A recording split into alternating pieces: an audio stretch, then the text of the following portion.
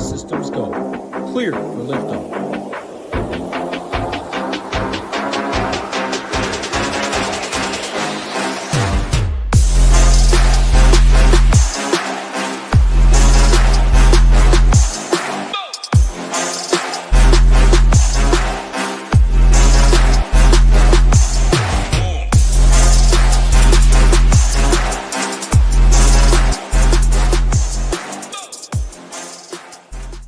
What is going on, SHIPIT Nation YouTube station? We're back here. Nice little 5-game slate in the NHL streets. Congrats to all the shippers last night in the streets there. We're back here, and it's another star slate, another Dallas Stars slate.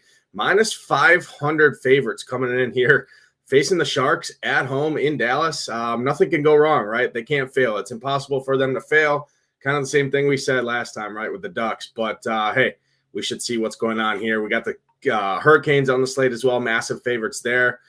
Might got a little spicy take there in that game. We'll have to find out and jump in. But overall, I think this is a really good slate. I think obviously we're going to get some really concentrated ownership for the most part in a couple spots. But looking forward to kind of breaking it down here. My slate plan is already live on the website for SHIPIT Nation subscribers. If you're not a member yet, not sure what you're doing, use that promo code NBA50, gets your 50% off your first month payment there. Check us out, get in the Discord, chat it up with us, all sports, best all-in rate in the industry. Check us out there. But let's go ahead and jump in. I'm going to share my screen here. We got the Stone up, the best tool in all of DFS, the Stone Nuts right here. And first game on the slate, it's a pretty good one here. It's Vegas and Toronto here. I like the spot a ton here for Toronto. I think Toronto's going to win this game here. Vegas has some decent pieces. I prefer, if I'm going to Vegas, to line 2 with Nicholas Roy, Tomas Hertl. Kind of looking at those two really, and then adding in a guy like Shea Theodore. I really like that 3-man stack if you're going to Vegas. Theodore has absolutely destroyed Toronto in his career. I think he's averaging last year. He averaged about 24 DraftKings points, I believe, in 2 games there. So the Nicholas Roy, Tomas Hertl, Shea Theodore stack, really like that quite a bit. But my interest is definitely on Toronto here. I think Toronto wins this game. I like the spots. Toronto's cheap with the injuries that they're dealing with, right? Austin Matthews continues to be out there, but really like Tavares, really like Nylander, Marner, Bobby McMahon. I will say Marner, McMahon, and Tavares seems to be probably the chalkiest line stack of the slate, at least what it's projecting like.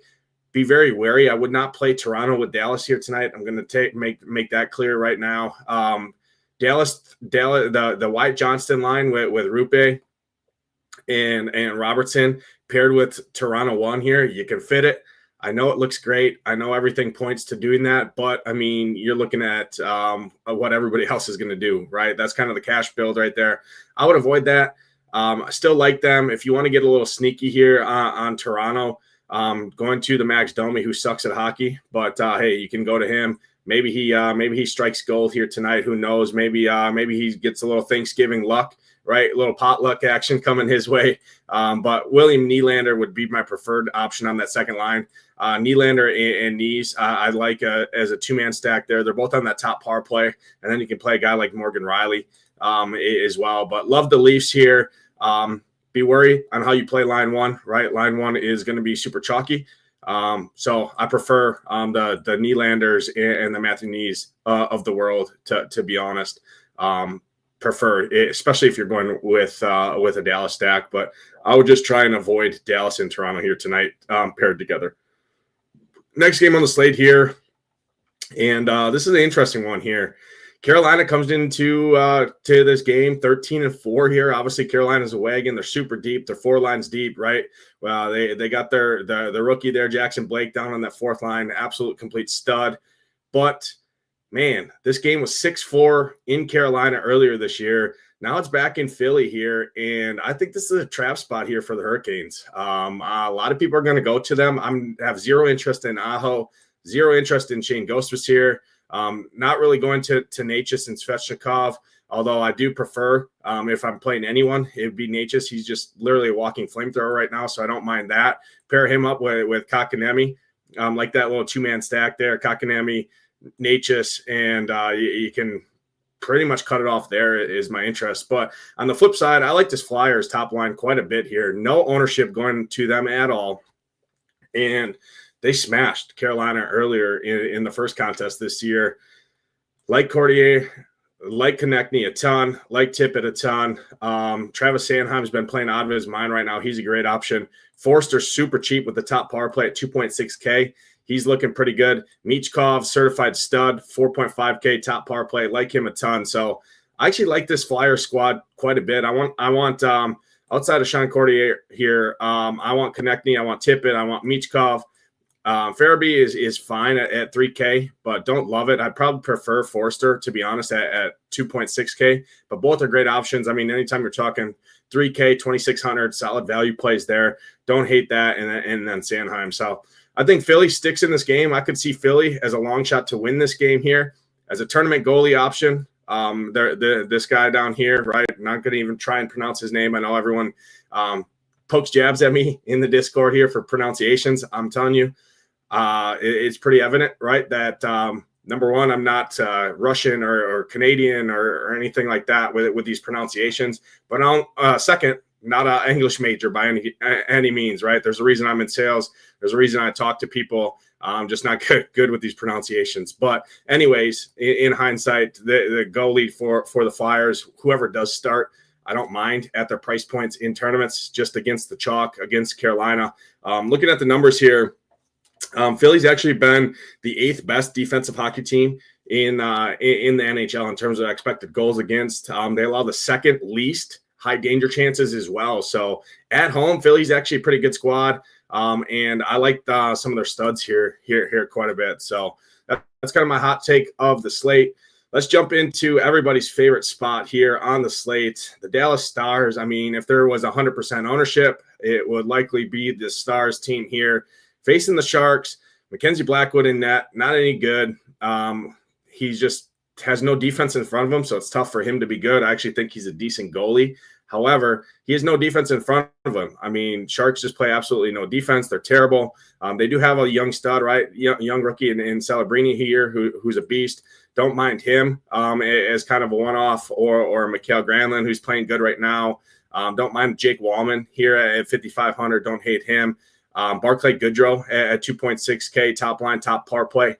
Don't mind him either. But on the Stars side, I mean, all these dudes, close your eyes, throw a dart at the wall, and whoever it lands on, stack that line, to be honest with you. I will say Rupe Hintz, Robertson, is that top line is going to be extremely popular. However, I'm also seeing quite a bit of ownership go to the third line for a good reason. The third line is just better, and they're playing insane right now. I love third liners at home. So give me Wyatt Johnston, give me Stankoven, give me Jamie Benn. Love those three a ton here. Miro Heiskanen gets the best matchup on the slate for defenders against the Sharks here. Love him a ton. Thomas Harley, if you can't afford to get up to Heiskanen, which you should be able to, right? Because the Stars are super cheap overall. I mean, this entire team. Last year for Dallas Line 1, we were playing over 7K, and Robertson was over 8K for the most of the year last year. Now, I mean, the highest priced guy on the slate or the team is 6,200, right? With the Robertson and Duchesne. But love the Stars. Prefer line 3 the most, Wyatt Johnston's line. Then I'm going to line 2 with Duchesne, Seguin, and Marchment, and then line 1, Rupe Hintz, Robertson, and whoever slots in. We have Dadonov right now. I'm not sure if that's going to stick. I see some rumblings of maybe Wyatt Johnston jumping up to the third line, if that's the case, or jumping up the top line.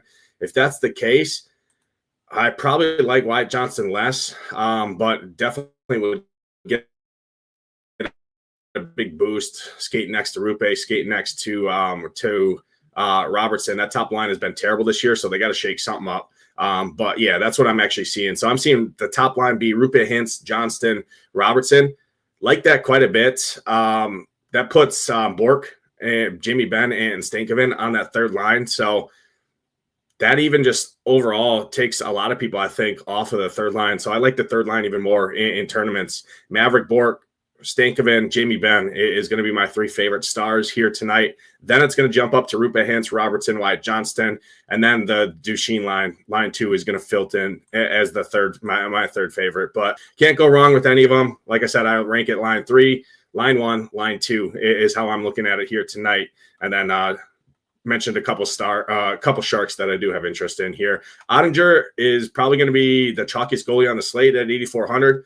I don't love it. I mean, on this slate, if he gets a shutout, he's probably going to be optimal. I just don't think he gets a shutout here. We just saw what the Ducks were able to score on the Stars here. If Ottinger, he can definitely do it. He's one of the best goalies in hockey here. I had him the favorite to win the goalie trophy at the end of the year. If the Sharks score anything, it's going to be tough for him to pay off that 8,400 or to be optimal. I think one of these other guys, like a Decord or something like that, can kind of outmatch his points per dollar upside. But did want to mention him. He is going to be the chalkiest goalie on the slate for a big reason. He's minus 500. He's at home. He's a very good goalie. I just prefer to go elsewhere because if the Sharks score anything, I just think it's going to be tough for him to pay that off. I just don't think he's going to see enough volume to really get those saves up, that saves upside to offset if he gives up a goal or two. Next game on the slate here, we have the Kraken. We have the Preds. Kraken at home. I like this spot quite a bit. Preds are kind of a mess overall, and I like playing the Kraken. The Kraken are super cheap. Kraken are a better hockey team. Preds are just absolutely horrendous this year. Saros is a good goalie, but I just think he's outmatched here. It's not a huge mega stack by any means, but I do like these value plays quite a bit for the Kraken.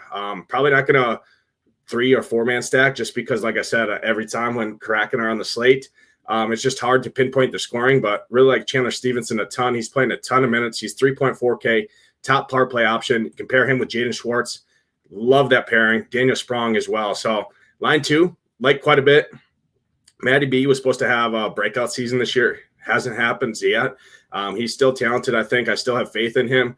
He's 4.5K. You compare him with McCann, who's very good. Like him quite a bit, and Burakovsky. So overall, I mean, pick your poison with these Kraken. They're all super cheap. I mean, their whole team is basically stone minimum on this power play here facing the Preds. So like the Kraken as fillers a ton here.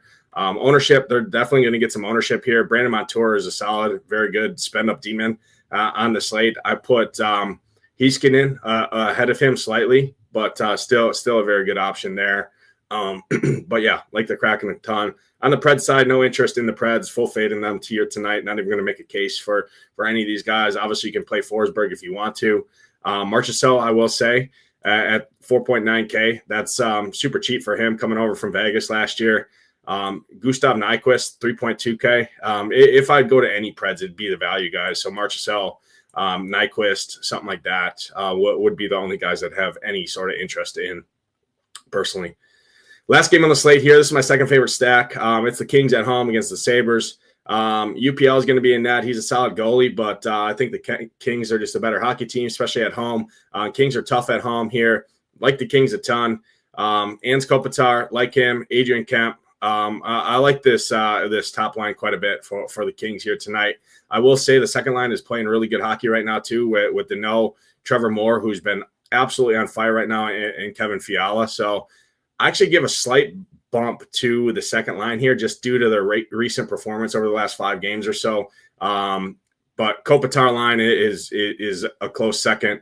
You're getting a discount on Kopitar here. Kemp, they just haven't been very good, but they are very good hockey players in general here. So like the Kings quite a bit here. Buffalo is just not a great hockey team by any means here. I think the Kings win this game pretty easy. The Sabres give it up a lot on the road from what my numbers are showing. I really want the top power play here for the Kings. Love this power play matchup. Looking at the numbers, 73% penalty kill on the road for the Sabres. They give up about 4 chances per game.